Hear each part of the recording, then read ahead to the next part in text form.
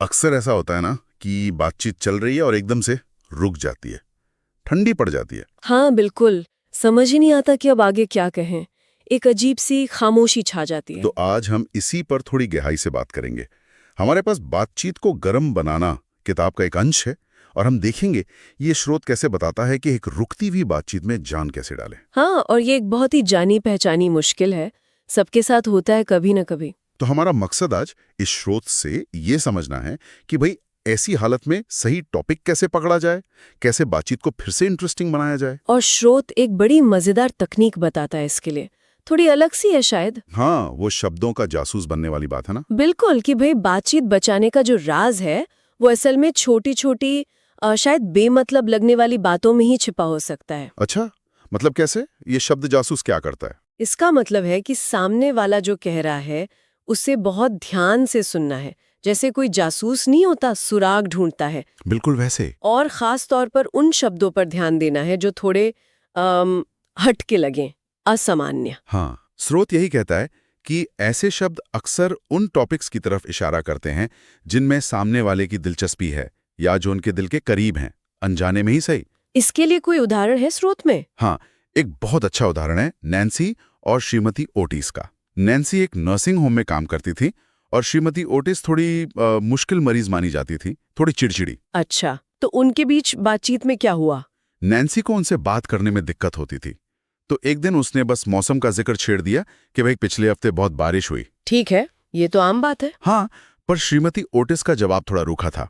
उन्होंने कहा, ये पौधों के लिए अच्छा रहा है। यहाँ पर बात खत्म हो सकती थी से पौधों के बारे में पूछें। सिर्फ इसलिए कि उन्होंने पौधे शब्द इस्तेमाल किया। हाँ, क्योंकि ये उनका शब्द था, ये एक सुराख था। तो नैन्सी ने पूछा। और क्या हुआ फिर? असर कमाल का था। जैसे ही पौधों का जिक्र आया, श्रीमती ओटिस एकदम बदल गईं।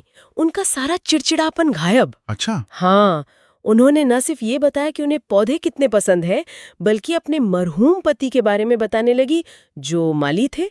बागवानी के अपने शौक के बारे में बड़े उत्साह से बात करने लगी। अरे वाह, मतलब वो जो बातचीत ठंडी पड़ रही थी वो एकदम से चल पड़ी। एकदम गर्मजोशी से भर गई। तो वो पौधों का जिक्र सिर्फ एक कमेंट नहीं था। ये उनके अंदर कहीं दबी हुई इच्छा थी उस बारे में बात करने की। हाँ बिल्कुल, एक अनकहा इशारा। स्रोत ये भी कहता है कि अगर उन्होंने पौधों की जगह मान लो अपने कुत्ते का जिक्र किया होता कि वो बारिश में बाहर नहीं जा पाया, तो शायद वो कुत्तों के बारे में बात करना चाहती थी। हाँ, या अगर वो कहती कि भाई बारिश से मेरा गठिया बढ़ गया, तो शायद वो अपनी सेहत पर बात करना चाहती थी। समझ गया। तो मतलब ये है कि बातचीत में जब कोई अचानक से किसी अलग सी बात का जिक्र करे, कोई अलग विषय, कोई जगह, कोई इंसान या कोई अलग समय, हाँ, तो उस पर ध्यान देना है। वो छिपे हुए सुराग हैं। वही दिखाते हैं कि सामने वाला असल में किस बारे में बात करने में इंटरेस्टेड हो सकता है। बिल्कुल, यही मुख्य सीख है। ये छोटे छोटे इशारे, ये असामान्य शब्द यही दिशा देते हैं। और अच्छी बात यह है कि हमें उस टॉपिक का एक्सपर्ट होने की जरूरत नहीं है ना? नहीं, बिल्कुल नहीं। बस वो सुराग पकड़ना है और थोड़ी दिलचस्पी दिखानी है। सवाल पूछने हैं। आपका उत्साह जरूरी है। हाँ, आपका उत्साह। इससे सामने वाले को लगता है कि हाँ, मेरी बात सुनी जा रही है, मुझे महत्व दिया जा रहा है, और बस बातचीत चल पड़ती है। तो निचोड़ ये है कि शब्दों के जासूस बने, ध्यान से सुने, सुराग पहचाने और फिर उसी टॉपिक पर बात आगे बढ़ाएं। हाँ, ये किसी भी बातचीत को सहज और दिलचस्प बना सकता है। और ये सिर्फ बातचीत बचाने का तरीका नहीं है। नहीं, उससे कई ज्यादा है।